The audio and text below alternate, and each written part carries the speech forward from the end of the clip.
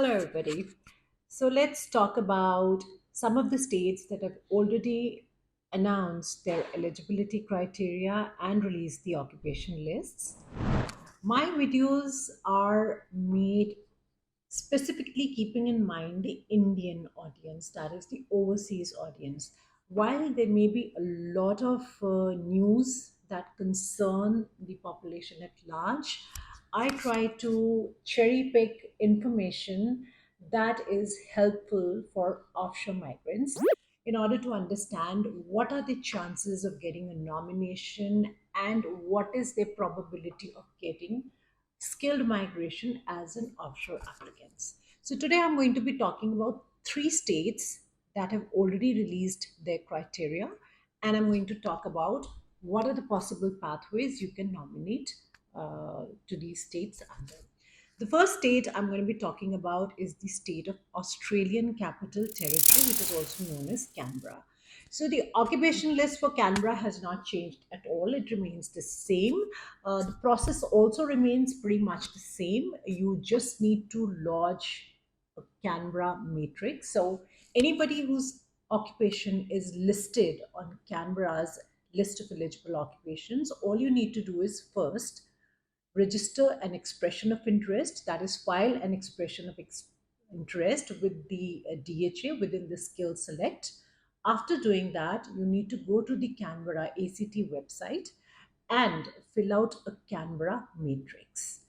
Once you've filled out the Canberra matrix, the state of Canberra will periodically review the matrix that have been filled out and send out invitations.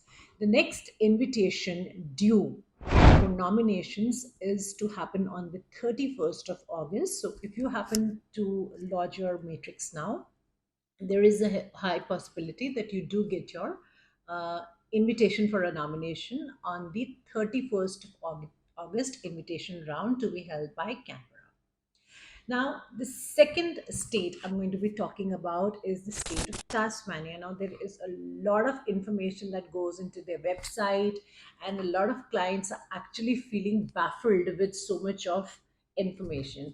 Let me just boil it down for you as to what is something you need to watch for as an offshore migrant. So they have different pathways through which they're going to be accepting applications for nominations. Some of these pathways do not even concern you. For example, the first pathway is the Tasmanian skilled employment pathway. It does not really concern an offshore applicant. The second one is the Tasmanian skilled graduate pathway. This also does not concern an offshore applicant who does not have any prior ties with Tasmania.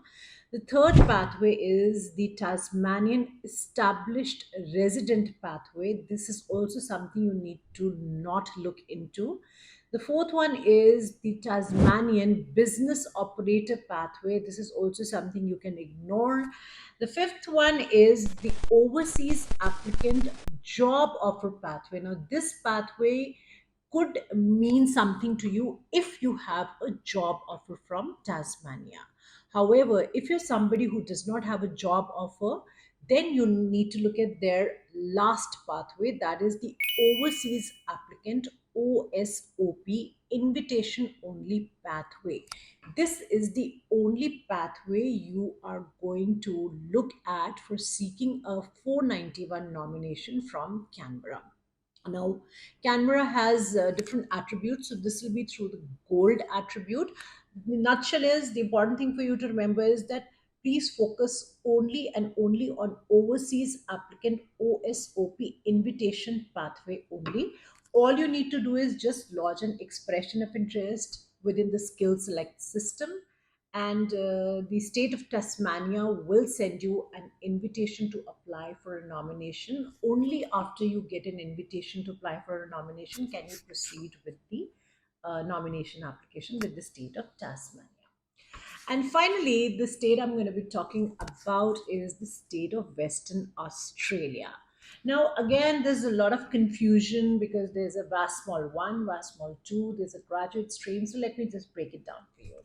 Now, basically, for overseas applicants who've not had any studies completed in Western Australia, obviously the graduate pathway does not concern you. So you need to look at the VASMOL Schedule 1 and VASMOL Schedule 2. Now, what are these two schedules? Now, VASMOL Schedule 1 lists only health and medical related occupations, and VASMOL Schedule 2 lists all other occupations. The difference essentially between the two being that for VASMOL Schedule 1, you need to have at least 1 year of work experience, and for occupations, all other occupations that are listed under VASMOL Schedule 2, you do not need to necessarily have at least 1 year of work experience.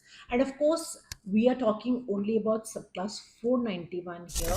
For subclass 190 nomination from a Western Australia, you essentially need to have a job offer, a contract with an employer. But rest of the requirements remain very simple and straight. The English proficiency score is just 6 bands in each section, and the minimum score they expect from an applicant seeking a nomination from Western Australia is just 65 points. So that will be it. We've covered three states today. As and when more details about further states would be released, we will be covering them up in our videos. In the meantime, if you have any queries, feel free to call us on 78498 or send us your CV on inquiries@caanwings.com, and we'll be happy to get back to you with free eligibility assessment advice. Until next time, bye bye and take care.